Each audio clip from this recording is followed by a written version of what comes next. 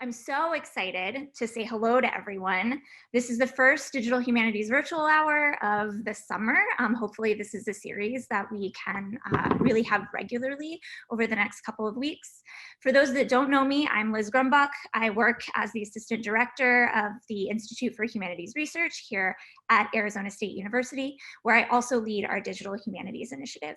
So before I introduce our presenters today and we kick off this virtual hour, I have a few housekeeping things and some virtual hour guidelines. The first thing that I wanted to mention, and I will wait because there's a few people joining now, so I'll probably say this twice, and for those of you who have been here since 3:25, you've heard me say this 8 times now, so apologies, but please note that this presentation is being recorded. You probably heard that as you entered into the meeting room. We will be posting this online for circulation. So if you do not want your video to be in the recording, then please go ahead and turn this off. There will be a chance at the end to kind of say hello and wave to everyone if you'd like to turn your video on. And then it looks like everyone is muted, but just in case, please go ahead and mute your microphones for the duration of the presentation.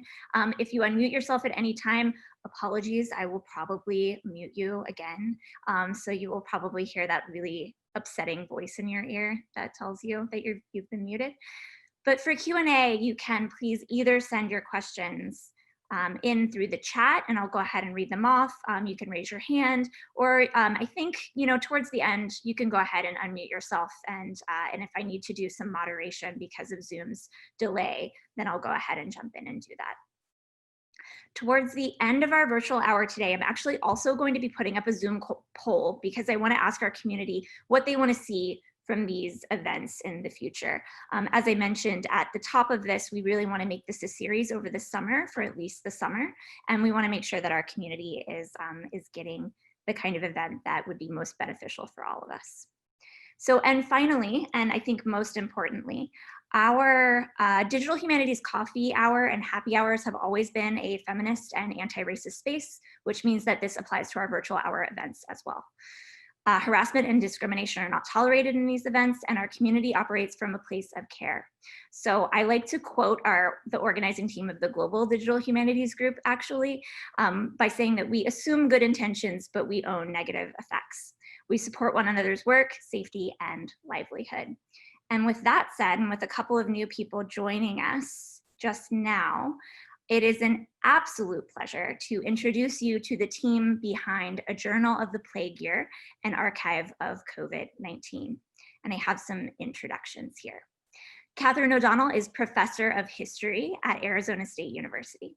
She is the author of Elizabeth Seton, American Saint from Cornell University Press, which was awarded the Distinguished Book Award by the Conference on the History of Women Religious and the Biography Prize from the Catholic Press Association. She is also the author of Men of Letters in the Early Republic, and she has published articles in venues including the William and Mary Quarterly, the Journal of the Early Republic, Early American Literature, and the U.S. Catholic Historian. She teaches undergraduate and graduate courses on early American history and the Atlantic world.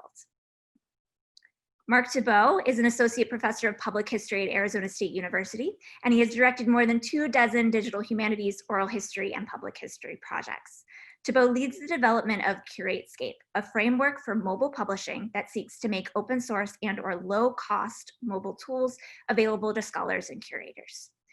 With funding from the NEH Office of Digital Humanities, CurateScape is being used by more than 20 cultural organizations, universities, and heritage preservation organizations to curate landscapes and museums.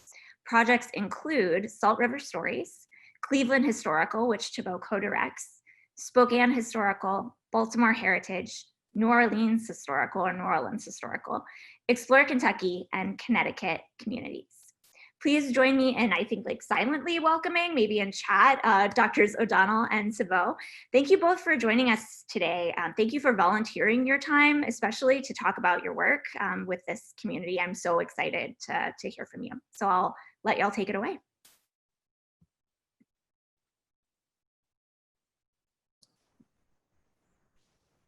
So I think Mark is hoping that I will start, which I will. And I am clearly, as that introduction evidence, not someone with any standing to be a digital humanist. I, in fact, texted Mark a few hours ago saying, my God, how is it that I am speaking with you at 3:30 to people interested in the digital humanities? So what Mark suggested is that we talk together about the genesis of this archive, my ideas that came out of a kind of traditional humanist standpoint, and Mark's ability to bring those ideas to life and further them. And then the way I think for both of us that virtual spaces and virtual communication became a subject of the archive and not only a means of bringing it into existence. Long story short, as it was dawning on all of us that the world was changing, Mark always reminds us that it was Friday the 13th. I wrote to Mark and to our director, Richard Amesbury, late in the afternoon, and suggested that it might be possible to collect a repository of this strange time, was how the email read. Mark suggested I pull it up, so it's in front of me. And my thought was that, we're always living through history, but usually many of us have the privilege of ignoring that. And this was no longer the case, right? Mortality, threat, disruption were no longer hypotheticals. And what if we as historians encouraged our students and ourselves to collect the raw materials of the time in a way that would change the equation? Normally, as historians, we're at the mercy of our archive. Whatever washes up on the shore, we pick it up and we pretend that's what's in the ocean. So what if we asked people to collect more intentionally? So I wrote this email, which, so you can probably tell by listening to me, had 12 apologies, 13 clauses, lots of M dashes. And it was titled Journal of a Plague Semester, because I am the kind of humanist who was reminded of everything about a book I once read. So clearly Daniel Defoe. So Mark wrote back, and I just checked it literally in 4 minutes, and he writes, "That's fabulous, we can do this." And our director, same thing, 4 minutes. By the time I crossed the hall, Mark had claimed an Omeeka site, COVID-19. And as Richard and I did an early Zoom, Mark was talking to us about the existence of other digital humanities archives from events such as Katrina and 9/11. Richard, our director, I think, got the obligatory "maybe this will go viral" joke out of the way, which was merciful that was done so quickly. So then we could move along. And then Mark just said, go forth, Catherine, start taking pictures. I will make this happen. And I'll turn it over to him now, but I would just note that what I was so impressed by was, first, people have a ton of ideas, and they don't usually get summoned into existence in 6 minutes. Second, the existence of the technology. And third, Mark's immediate sense that this was going to be deeply collaborative, and collaborative from its inception. So that element of it, the sort of distributed work and authority of it, was as much a part of the project as the technology. And all of that came from Tebeau. So go ahead, Tebeau. Well, hey, thank you. So it was this kind of particular moment we had that I marvel at, right? When we first started talking about it, what do you call it? Journal of a Plague Semester. That seemed of the right scale. And I think we may have started even in that vein, but then quickly within a few days, it was, wait a second, this is going to last much longer. And I think that speaks to the importance of the archive as a place, not just to for people to record the moment, but it allows us to see the moment change, right? That engagement, not just in any single moment, but over time. And I actually think that was the brilliance, Catherine, in a way, of the Defoe reference. It's the idea of a journal. And that differentiates, and it from the very start, it really differentiated us from previous work in this vein, right? September 11th is a moment. We experienced the aftermath, but we still talked about the moment. Even Hurricane Katrina was a moment. And there was the story unfolded and it was recorded later, but it was still about that moment, right? Well, this pandemic is an ongoing moment. It's an endless present. We all make that joke about every day is Groundhog Day, right? And in a sense, that's how this archive and the notion of a journal is so important. And I don't think we knew that first day, Catherine, with that literary reference, that the journal idea would be so important. But I think it's grown in its import by our team, and I think that's where I'll kind of start. So it was clear from that moment, from Catherine's email, oh, of course, we'll spend $75 doing a hosted Omeeka site. At the very least, we have an online community and a group of students. We can build a conversation about this that'll be meaningful for us at almost no cost. But why not ask other people to join? And if we ask them to join, it's not our project we're asking them to join, but their project we're asking them to define. And so we got the site up, Journal of the Plague Year, and folks, the Hurricane Katrina Digital Memory Project folks reached out within, I'd say, 24 hours and said, hey, we'd love to be involved. A team of folks in Australia said, we'd love to be involved. And it just started in that direction. Everybody wanted to contribute and everybody wanted to curate. And so we realized and so almost immediately it became a curatorial consortium. We probably now have 140 active curators worldwide and scores of nodes. The Philippines folks, Catherine, I was going to tell you, the folks in the Philippines who wanted to join the project, they interviewed me last week and they decided to join this week. And so we continue to get communities interested, whether they're university communities, K-12 communities, museums, and they all ask the same question: how do I get involved? What do I have to do to meet your project standards? And our immediate response is, this is a shared space, right? Once you join, it's our project. And we developed a Slack channel early on to help us manage a series of conversations. We have town halls. We do these kinds of conversations endlessly. And our goals, I think, are really to think about this moment as it changes. So back to the kind of journal idea. Early on, we got lots of toilet paper pictures and memes, right? This absence, right? The loss of ordinary things in our lives. Well, I had toilet paper, thankfully, but the loss of them on the shelves, reminding them of an absence. But it's changed. For a while there was a kind of lurking skepticism that was about whether the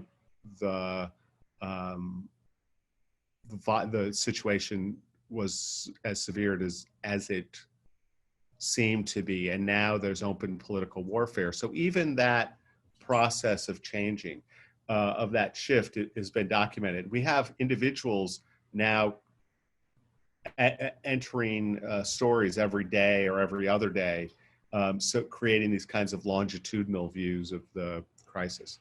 So technologically, we use Omeeka.net. We're about to migrate to Omeeka S. I'll share real quick a couple of the features, which I hope will produce some conversation for us. So here is the original email, which is now in the archive, the Journal of the Plague Semester. We've been collecting sound. This is one of my favorite guys for people to outreach to us. A guy named Gary Reese, who is on SoundCloud, curating songs of the pandemic and is helping us collect those songs, snippets of those songs in the archive. This is the dashboard view of Omeeka Classic, which is hosted Omeeka. And it's actually really fascinating. We started with the $75 subscription and I think 2 megs of storage. It was within 3 weeks, we had to up to the next level and then to the next level. And now we went beyond it. But we also hooked up with the Center for History and New Media to host our Omeeka S site. So that's been seamless, but we've collected over 10 gigs of data already in these 4,500 items, probably from 1,500 different contributors. And so this is the dashboard where our team is curating. This is a standard Omeeka instance. And we could walk through items, but I won't. I'll just point out that this contribution page is at the heart of what we're doing. We're taking in material that gets sent to the archive, and each item comes in privately. And then our team, and we have about a dozen curators here at ASU actively working on the project, including some WPA fellows that we funded through our public history endowment. But this is a simple entry, and this one hasn't been curated yet, but our team goes through and curates that story. And there's a kind of unfolding process that we see on our, I'm gonna go back to sharing real quick, on our Slack channel, where we have a series of threads, including the curatorial workflow where people are talking about the issues and challenges they face, the curatorial best practices.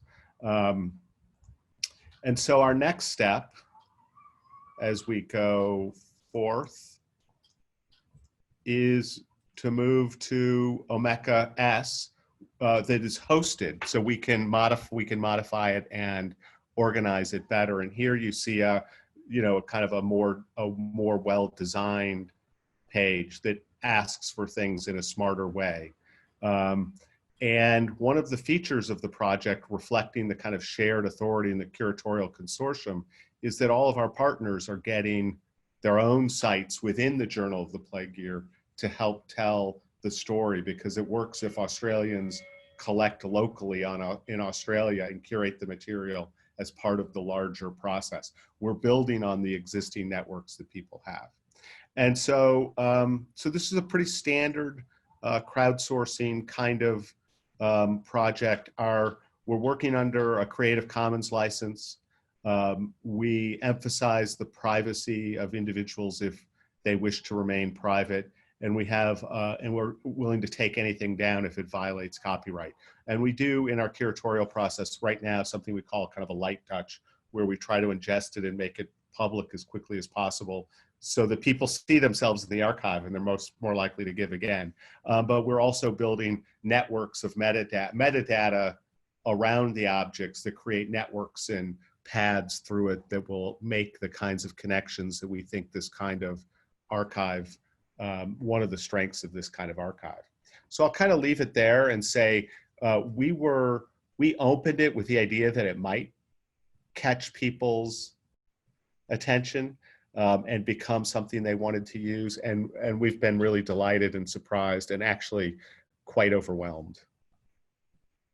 And so today we're delighted, and I guess to finish, we should say, Liz, we're so glad we've reached out to IHR to talk about ways to build this more deeply into what we're doing at ASU. We're continuing to actively solicit curatorial partners and folks who want to get involved with their students. And we really just ask people to find ways, if they're interested, in getting involved in the process, because the more voices we have, the better we are. And that was the kind of finally the other thing, is thinking about silences. We wanted to start with the notion that an archive like this may not always collect in the silences that exist in the traditional archive, and that silences might emerge in our own archive. And how do we, and I'll just throw this out there as the last idea, how do we curate those and pull those into this space to create a richer, more diverse picture of the moment? And Catherine, did I forget anything? That was excellent, Mark. Very good. Thank you both so much for that. Thank you. And then at this point, I think we'll welcome Q&A. So if you'd like to type something into the chat or directly to me, please let me know and I'll read it. If you'd like to either raise your hand or unmute yourself, please let me know and I'll be monitoring that. You actually, Catherine and Mark, you like took my question that I was going to ask you first away from me because you covered it so well. But I wonder if you have anything else to say about kind of how you see this journal, how you see Journal of a Plague Year, an archive of COVID-19, fitting into or continuing the tradition of the kind of immediacy that archives like the Katrina Rita Hurricane Archive or the 9/11 Archive or the Our Marathon Archive about the Boston bombings, kind of, I think you talked a little bit, right, about how the journal informs the development of this archive a little bit more, that idea of the journal rather than the archive. But if you have anything else to say, I'd love to hear more because I find that very interesting. Yeah, it's a kind of citizen historian, right, or citizen chronicler model in which people can participate immediately, and in which one of the, I think, the tasks of the curators is to convince people that they do matter, that their perspective on whatever the event is the stuff of history, and needs to be treasured, right, and collected. And we have faced that challenge, and I imagine everyone who does this kind of archive has. As Mark said, I mean, this is also distinctive. It is a pandemic, right? It is not a local event definitionally, and it is not a defined event, right? That's one of the defining elements of this event is its lack of boundedness. One of the things that I think is most unsettling to people, when will it end, and also the sensation of losing track of one's position within it.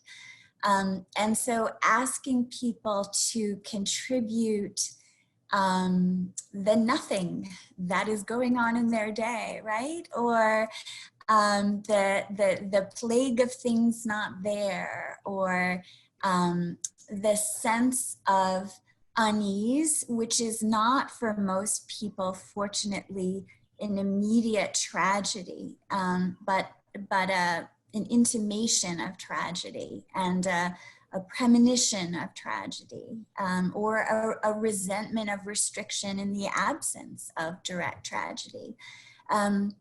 So all of those elements of it, that formlessness, that global nature of it, I think is distinctive, and then asking everyone to participate as they see fit is a shared element.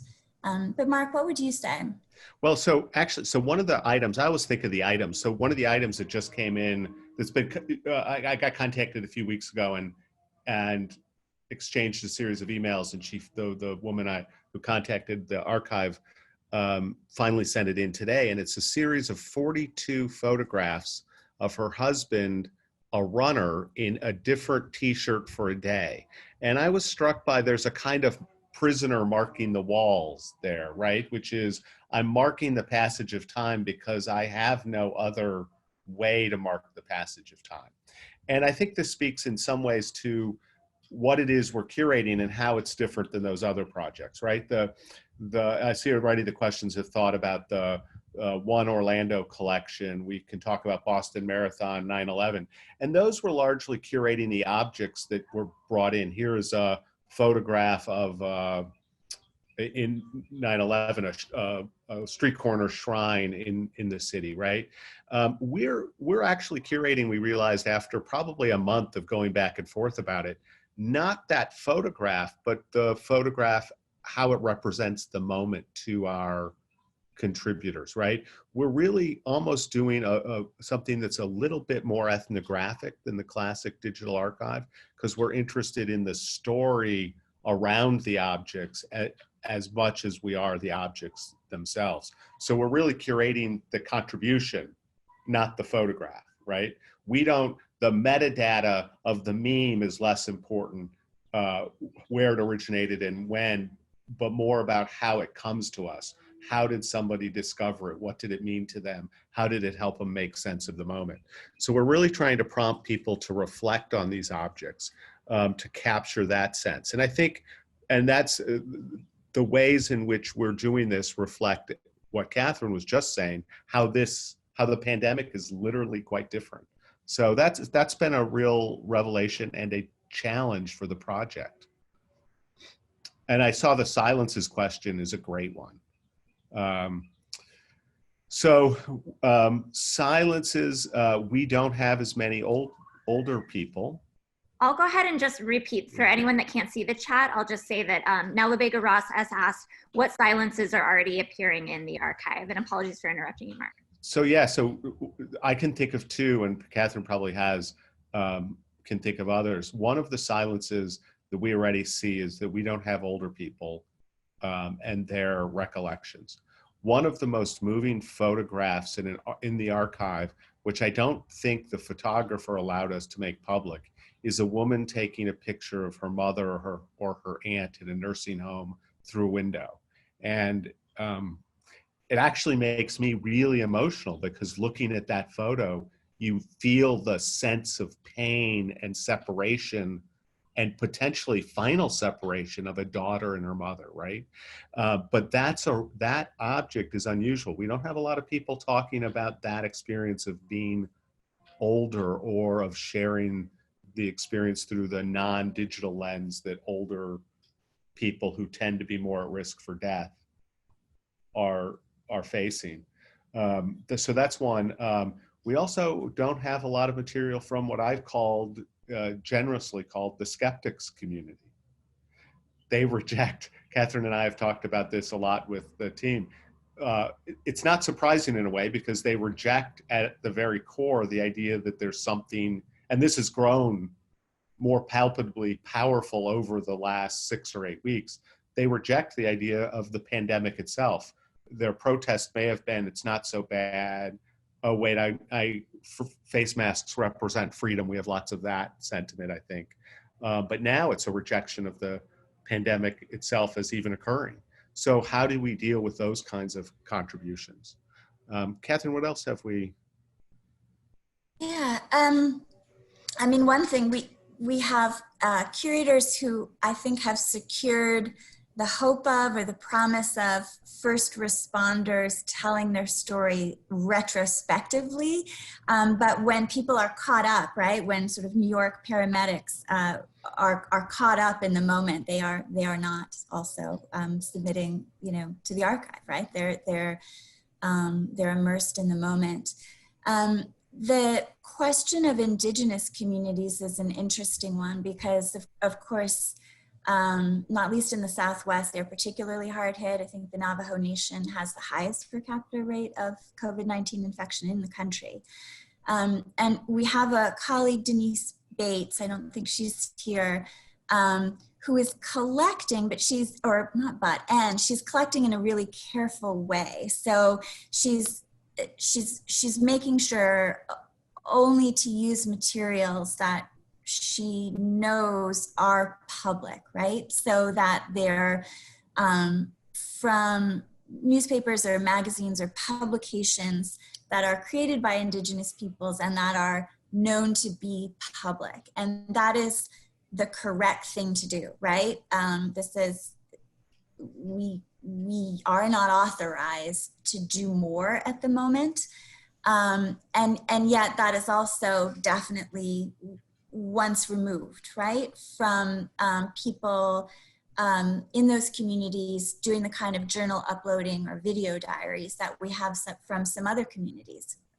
So that is, I don't know if it is a silence. It's like a second order approach that's something we've done. But it's, there's there's a million, right? There's a million. And usually as a historian, Mark and I have laughed about this, as a historian, you go, oh, darn it, it's not in the archive, right?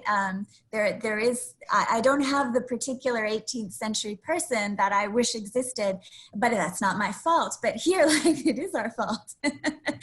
We're creating the archive. And it is illuminating to see both how large it is and how overwhelming it can seem, but then how absolutely imperfect and spotty it is at the same time, which is why we're always sort of desperately, I mean, it's almost neurotic to say, will you upload that? You know, I had to sort of stop myself when someone said, oh, this happened to me or this happened to me. I would say, well, would you upload it? But that's the inclination, right? To sort of gather as much in as possible, because we are acutely conscious of the holes. There are a couple questions that I'm going to ask, but I will just jump in with a comment of my own, which is I'm reminded in this conversation of there's an article called Radical Empathy in the Archives by Michelle Caswell and Sephora, and I can't remember her first name, that is so relevant to this conversation, because a lot of what is said in that article, right, is it starts to talk a little bit about kind of trauma-based archiving, but really what it's about is that you don't, when you're forming an archive like this, especially, and I think she implies especially a digital archive, they imply, I think they talk a lot about, instead of making decisions about what's best for the archive, what you do is you get to know the communities so that you can fill the silences based on their perspective. And I think that's a lot of what you guys have been encountering, right? Yeah. We have one partner, Kathy Gudis, a public historian at UC Irvine, has been spending the year working with UCLA and a group in marginally housed people in Los Angeles, and they're building the LA Skid Row archive. So they're also contributing, but it is actually about building those relationships, and it's slow going, right? How do you build those? We have a student who works in the LGBTQ community here in Phoenix, and she's been building those relationships. So trying to address those silences, and that's something actually we hope our ASU community can help us do, is build those connections into communities that might be marginalized. It's also, I would just throw in too, I mean, I think it's a question that we have is, to what extent is the archive even the point here? And to what extent is the archive an instrument of other things? And, you know, on the most basic level, we have graduate students who, like all graduate students, lost second jobs, right? Or household incomes. And the archive and its funding became a way then of having them have meaningful work and also putting some money into the system. And that is a point, right? As much as the thing itself, as much as the digital thing itself. And the same too about the experience of telling someone your struggles with your family over not bringing your grandchildren over because you don't want to put their grandparents at risk, even though they kind of object to that. Like, that matters to the future. People are going to want to know about that. Sort of the experience of telling someone that is the point, you know, as much as whatever item is eventually uploaded or not uploaded. We have some amazing questions today. Yeah. So pick up the one. I'm just going to pick up the one. I'll read them back if you don't mind, Liz. That sounds perfect. So Carrie asks about the archivist, just makes a note about the archivist at the One Orlando collection around the Pulse nightclub shootings, and how people wanted to see themselves in the archive, right? And absolutely. In fact, we originally were going to do a deeper curation before we made things public, but it became clear almost immediately that people wanted, once they uploaded things, they wanted it to be public. So we realized we had to kind of create a two-part process. So that's a really important part of this. Maria asks, and I'm just going to work down real quick and try to answer some of these, because I think there's a lot here. Stories in other languages. So we have a colleague, Katie Cole de Peralta. Katie is a Peruvian historian and historian of Peru, and works in Spanish language. And she's been collecting the Spanish language materials but other folks who've joined the project are also historians and scholars of various varieties of experience around Spanish language. And so one of the features of Omeeka S is it allows us to create these distinctive sites within the journal. And so we're going to have a Spanish language space, which we hope will be inviting to multiple communities, and that we can even break out further and help create identities, collecting identities around. And so those are really important questions. Katie has been doing that work, but we don't have a Spanish language curation team. So that's something we definitely could use more of. How do we guarantee that things are respectful and follow ethical criteria? That's a really challenging question. I don't have a quick answer to that. Like, I have an answer, but it could go on way too long. But I think for us, the principal ethic is making sure we understand what the person who brings it to us has shared with us to the best that we can, and honoring that, including the privacy, whether they choose to keep the item private or remain anonymous and those sorts of things. We do have basic guidelines where we don't make anything, any personal information public. If someone were to put if we were to see a phone number on a photo or in any way a face of a child that didn't make sense or whatever, we keep the item private and go back and start a conversation with the person who made that contribution. So that's how we're trying to be respectful. The ethical is also coming in, and when we're curating within communities such as the LA Skid Row Archive group, they're working in the Facebook space of the Skid Row community, and they're obtaining permissions before anything goes into the archive itself. Yeah, and I would just say it's incredibly nerve-wracking, right? I mean, it's an ongoing conversation, right? So we have these weekly town halls, and there's always something interesting that comes up. I would say the graduate students are particularly good about being alert to the possibility of doing harm, right? With the first principle, do no harm. Again, the archive is not always the sort of prime point, but there are sort of endless conversations, I would say, because it's always in the details, right? We can sort of lay out, but then it's always in the details that the difficulties arise. And actually, there's a curious, what I think is a curious asynchrony, and we often practice ethical practices within, across the board, but we're especially sensitive to the stories of Indigenous people, to collecting in the Skid Row community. But on the other hand,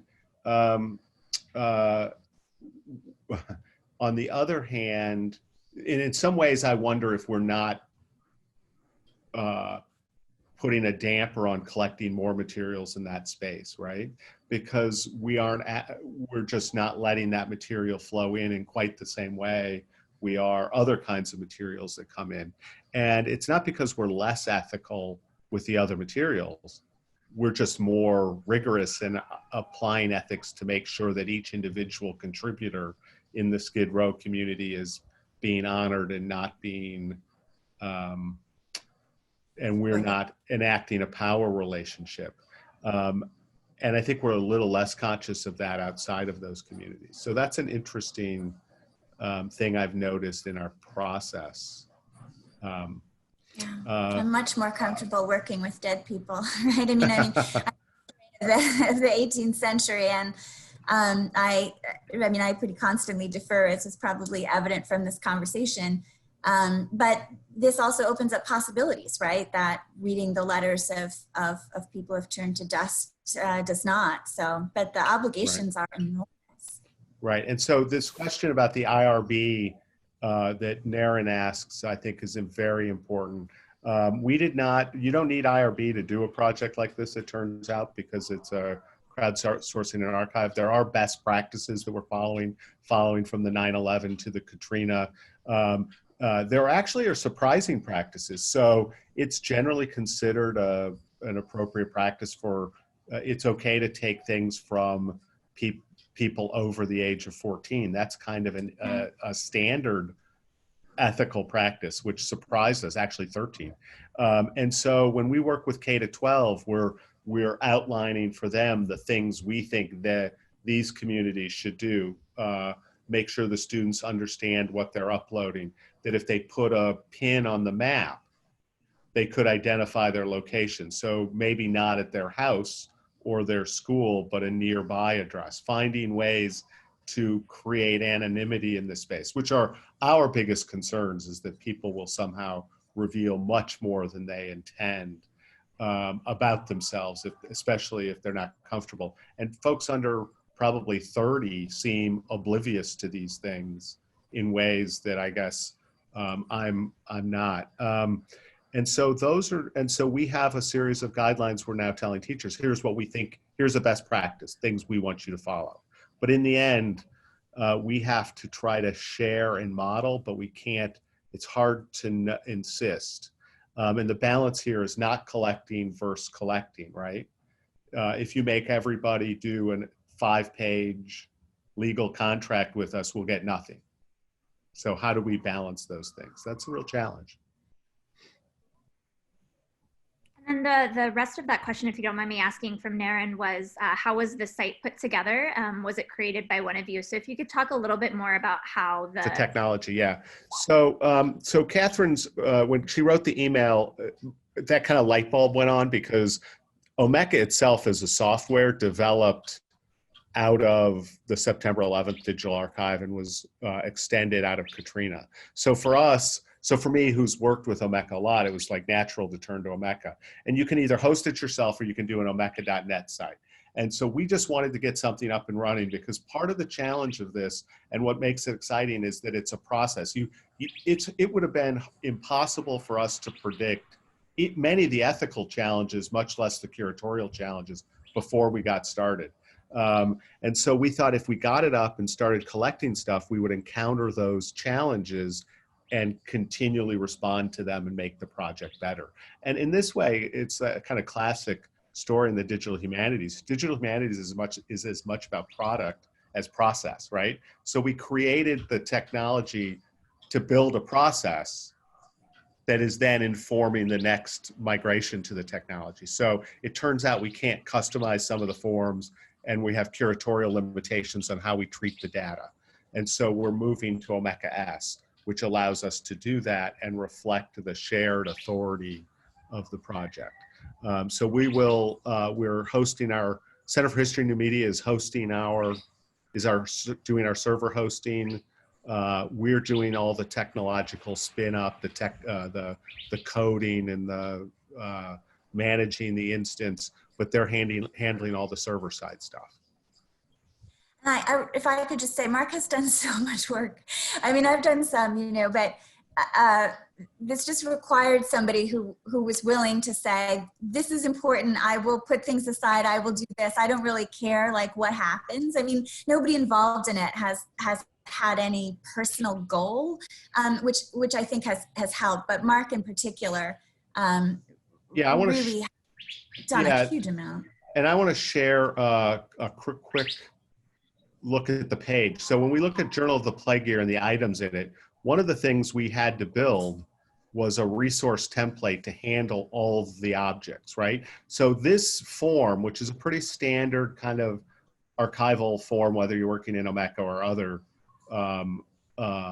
tools, is essentially built out of the experience. Like, to me, this form is the intellectual product of that conversation in Slack that resulted from all of those contributions, right? So for us, that first 4 weeks was vital in even just understanding what the problem was. And I was in a conversation at Brown University about a month ago about sort of the nature of various collecting projects in the United States in this space. And there was one project, and I won't say where it was, but they were talking about collecting, and they were talking about how, oh gosh, we're just about to have our first planning meeting to launch the site. And so we welcome you to join us. We're going to have another month of planning, and then we're going to launch whatever we're going to do. And the problem is that until you collect stuff, you don't know what you're going to do. So I love that question. And so Carrie, I want to follow up. The other thing that the process of doing it and sharing authority. So Catherine and I don't make any choices here. Our curatorial team is largely driving this process, this large group of people. And so all we're doing is kind of herding the cats. And so Carrie's question is a good one. How do you get people to partner? And actually we do very little. They just find us through word of mouth, or we've had great media, and they ask to participate. And the minute they say, can I play in the sandbox? We say, absolutely. When can you start? And they're almost always taken aback. Yeah. And then they discover this kind of welcoming space. So that's been fabulous. And we would love to reach out to more marginalized communities, Carrie. That's the second part of your question. And then I'm just, in the interest of time, I do want to read Richard Hauser's comment right now, just very quickly, which is, I just wanted to thank you for all the Indigenous stories in the archive. By including so many of these stories and items from other marginalized communities, you are making visible what was invisible before, and that is one of the characteristics of what Rancière calls the political. So I wanted to thank you for this political work as well. And I just wanted to make sure that that was read to everyone who can't necessarily see the chat, because it's, yeah. And Stephanie's question too about scraping other sites, that is something I actually have a little set of instructions that I keep meaning to give to some of our curators to get started doing that, but we haven't done that at all. And we would love to do that and do that in some systematic ways. So Stephanie, if you're an expert in this, or anybody else is, we would love to have you join us in helping to, doing some scraping. That would be fantastic. Either Twitter, or I don't know how to scrape TikTok, but that would be cool. And Stephanie, I will say, if you're interested in trying to kind of record or look at TikTok, we have an IHR research cluster on TikTok this coming year. So if you'd like to kind of bring that question to the research cluster, and then we can kind of work with this archive team, that would be awesome. Yeah, and we have people uploading individual TikToks, but it would be great to do some more systemic scraping. I mean, it is the form of the plague, right? I mean, memes and digital communication, right? And this particular kind of Black humor, right? All of these tragedies produce Black humor. Life produces Black humor. But in particular, that's distinctive to the moment. And when I've had students look at the archive and ask them, how would you curate a smaller piece of it? Like, what would you do as an exhibit? They tend to go for the humor, right? Or the art. That's what they most want to preserve. Yeah, and Stephanie, you're exactly right about, we have most of our curatorial team is relatively young, but that's where the high school groups, we hope, come in and sharing those kinds of things from TikTok. But in terms of scraping it and exploring it, we don't have we just don't have the technical capacity yet to do that, but we'd love to do it. Also, we're too old. Yeah, that's true. And then, so I think maybe to wrap up this question from Jennifer Gladwell about how we can access the site, I put in the current Omeeka.net site here, but if you wanted to talk a little bit about the move to Omeeka-S, that might be awesome. It is imminent. We'll have a new URL very soon, but that old one will redirect to it. So I'm not going to give the new one out just yet, because I don't want to confuse people, because nothing is visible there, I think, at the moment. But yeah, so we're going to move very soon. The idea is the Omeeka-S install helps the design of the site reflects the curatorial consortium. It reflects the kind of ethos of the project. And we hope it'll be a vehicle for drawing, it's back to some of these other questions, drawing more people in, because one of the things that often happens in these kinds of archives is especially marginalized communities will see their voices lost in the mass of the whole. And what we can do for many marginalized communities is say, hey, do you want a space in this archive? If you do, we can build that for you, as long as you're collecting and filling it. we're willing to support it, right? So it's a way for them to have an identity that reflects their brand, that reflects their concerns. We suspect that different communities, what we've noticed already is that we follow the same ethics across the board, but different communities have different concerns in this regard. And one of the ways to respect those is to highlight them on the front end rather than just say, oh, look, we kind of did this as we went. No, we want to, Indigenous Stories is a collection. It's an important collection. And we could imagine a Navajo collection or, you know, collections within, separate from that space that reflected each individual group's identities. Well, thank you so much.